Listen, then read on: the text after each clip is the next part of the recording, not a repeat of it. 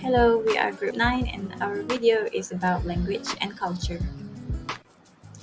My name is Syahirah and my matric number is A196489 and I'll begin the video by explaining the relationship between language and culture. Language is how we express ourselves using speech, writing, or symbols. It's not just about words, it's about understanding the culture behind them. When we learn a language, we're also learning about society's behavior and customs. Speaking a language is like immersing yourself in its culture, and knowing a culture is as important as knowing the language itself.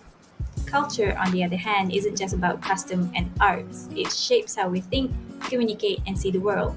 Language and culture go hand in hand. You can't fully grasp one without the other.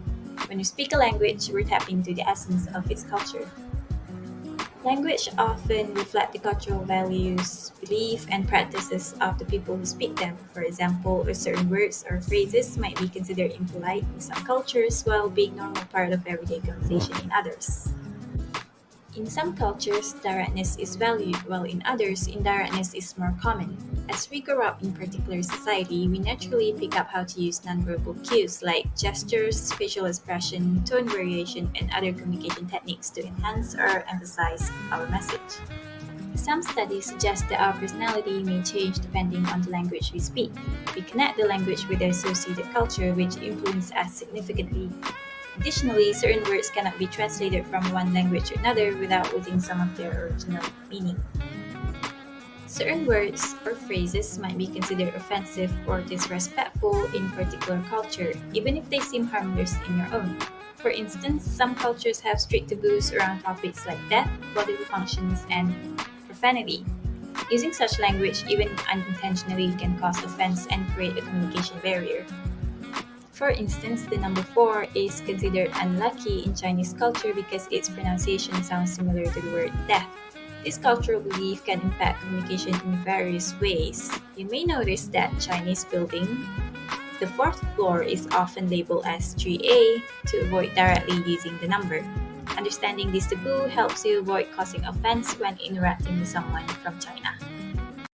But I hadn't been forgotten, Najwa. I've been married a long time ago. Where did you come from? Where did you go? Where did you come from, Cotton Eye?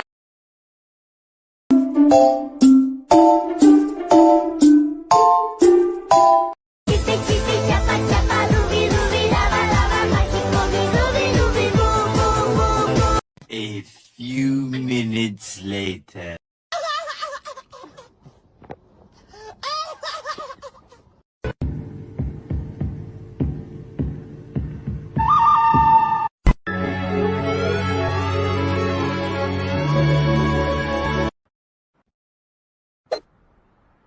Huh?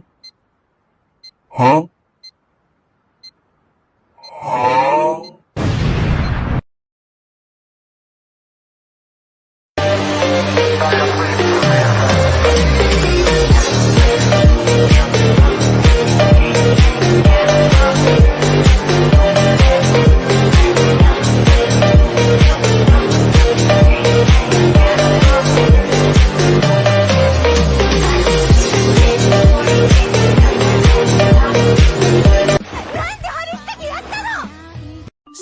Months later.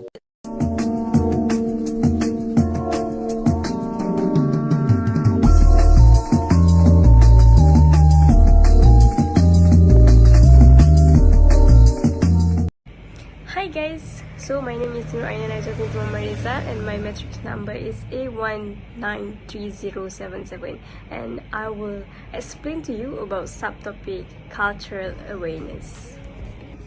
What is cultural awareness? Cultural awareness is sensitivity to the similarities and differences that exist between two different countries and the use of sensitivity in effective communication with members of another cultural group. So, what does having good cultural awareness involve? Having cultural awareness involves understanding that culture plays a role in how we see the world and how we like to do things.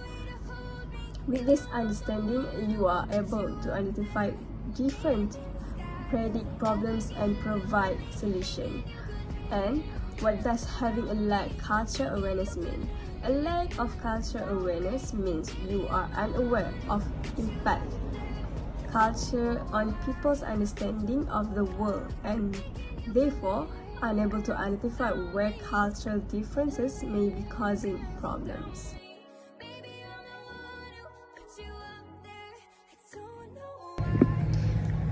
So for the first example that I have is Bill Gates offers the Koreans. You have heard about Bill Gates. He's making so much money in computing. If not, for me, you have made a research on it. Anyways, in 2013, he visited South Korea and was given an audience with the president. Upon meeting her, Gates had his suit undone with his hand in his and greeted her with his hand in his pocket. The local newspaper lambasted him for disrespecting their country with his casual approach. He did his PR no good done, all because he lacked cultural awareness and didn't appreciate how formal Korean culture is. With a little awareness, he could have made a great impression and give his reputation as boost.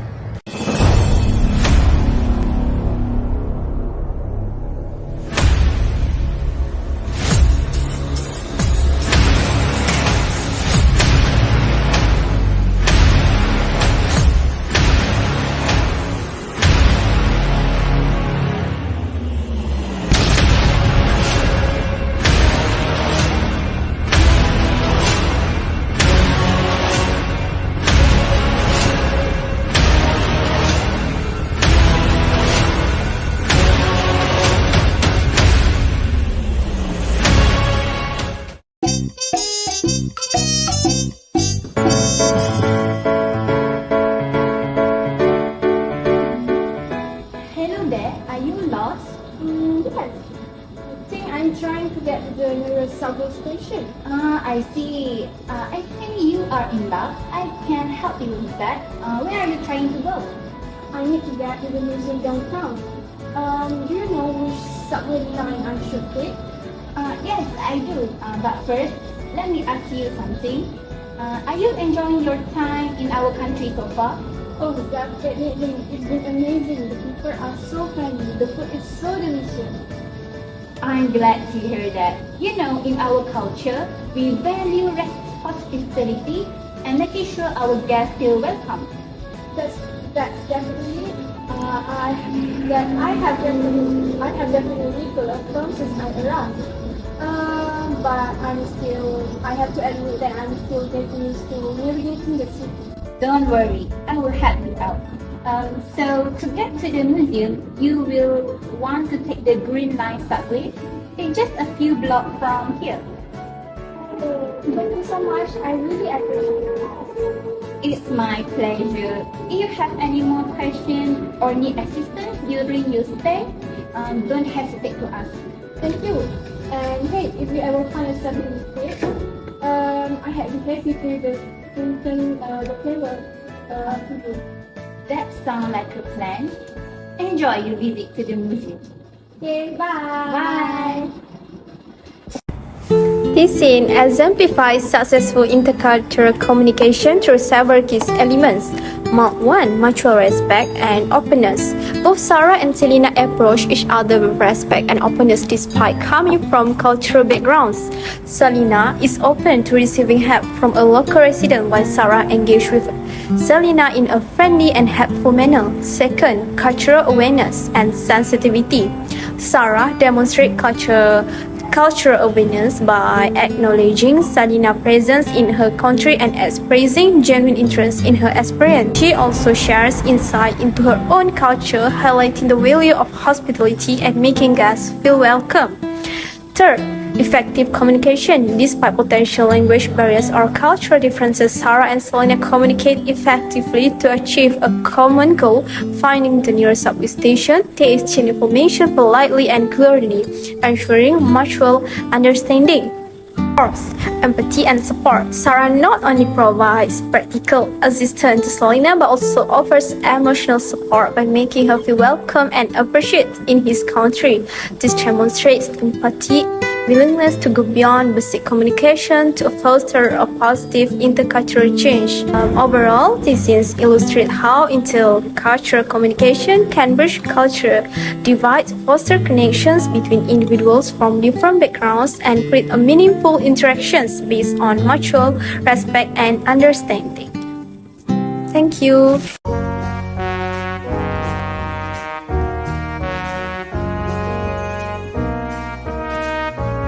Hi Tom.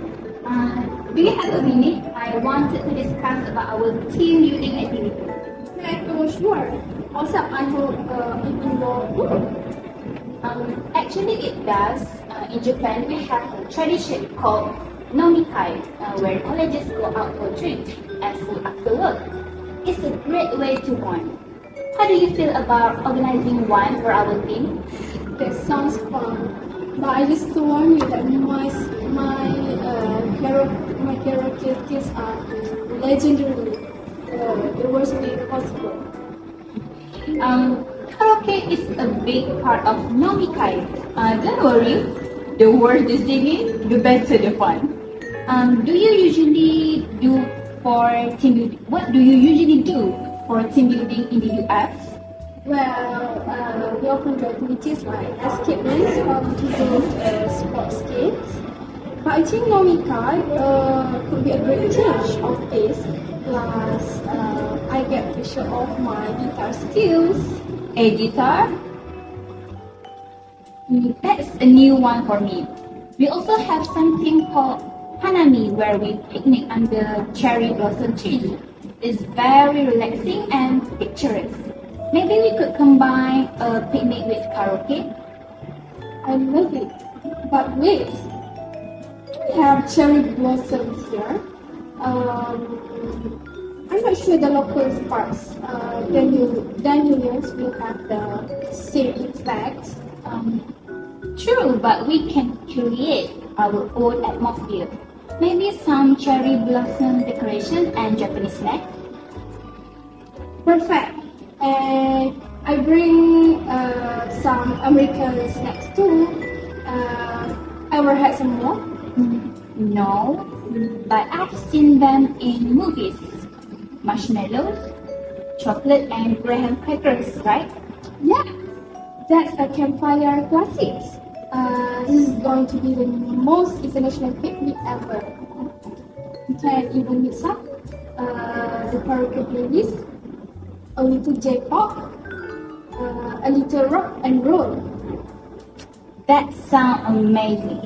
One more thing, in Japan, it's common to give a short speech to start the event.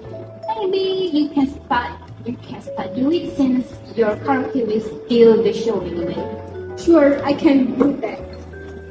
As long as you promise to me to teach me some Japanese phrases to impress everyone. Deal.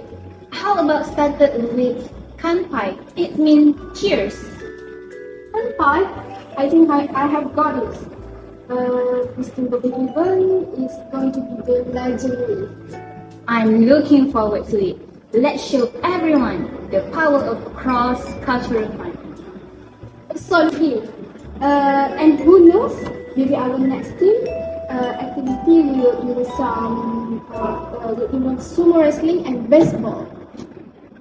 One step at a time, Tom. One step at a time. You can do it. The scene between Aiko from Japan and Tom from the United States planning a team-building activity provides a rich example of cross-cultural communication and collaboration. Several key concepts of cross-cultural communication can be identified as: the first concept is contextual understanding and adaptation. Aiko introduces nomikai, a Japanese tradition, to Tom. She explains the concept and suggests it as a team-building activity, showing her willingness to share her cultural practices. While Tom responds positively, showing openness and flexibility to incorporate a cultural tradition different from his own. He even humorously engaged with the karaoke aspect, indicating a readiness to participate in an unfamiliar cultural activity. The second concept is cultural exchange and integration. Tom shares American team building activities like escape rooms and sports games, indicating his cultural norms and practices. This exchange allows both parties to understand each other's cultural background. Echo and Tom creatively integrate elements from both cultures into their blend, combining a picnic inspired by Hanami with karaoke and incorporating American snacks like s'mores. The next concept is cultural sensitivity and respect. Echo is mindful of explaining Japanese traditions clearly and respectfully, ensuring that Tom understands and feels included.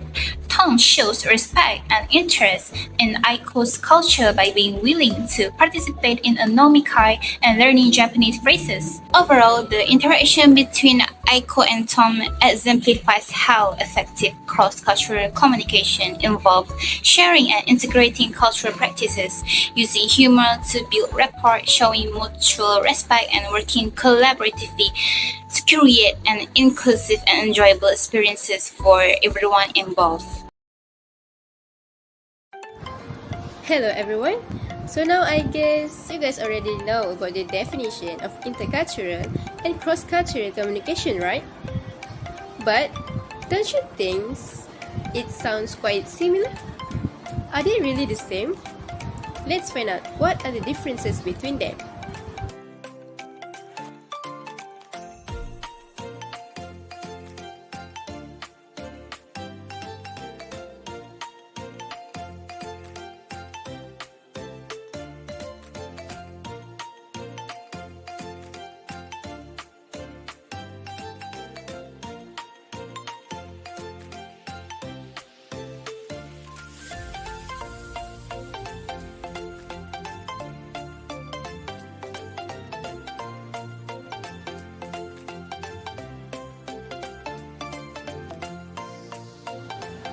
So, as you can see from the previous video, now we know that in other words, ICC refers to the process of sending and receiving messages between people from different cultural backgrounds, whereas CCC is a comparison of communication styles and behaviors across different cultures. When talking about differences, remember that ICC focuses on direct interaction between individuals from different cultures. Compared to CCC, it is more of a comparative study of cross-cultural communication. ICC focuses in mutual understanding and dialogue, while CCC concentrates on cultural analysis, which involves analyzing how cultural variables like language, values, and customs influence communication. Next, ICC is focusing on real-time and adaptation, which involves adapting communication styles and developing cultural sensitivity to bridge differences. Whereas CCC more theoretical and research-based approach to cultural communication. The application of ICC is used in daily global interaction or conversation, but CCC is applied in academic research and global strategy development. I also provide some example here. Example for ICC is an interaction of multicultural teams working together. Compared to CCC, for instance, is an analysis of greeting customs in various cultures. So, what do you guys think? Is it clear now? Here is a simple explanation that I can show you so that it is easy for you to remember.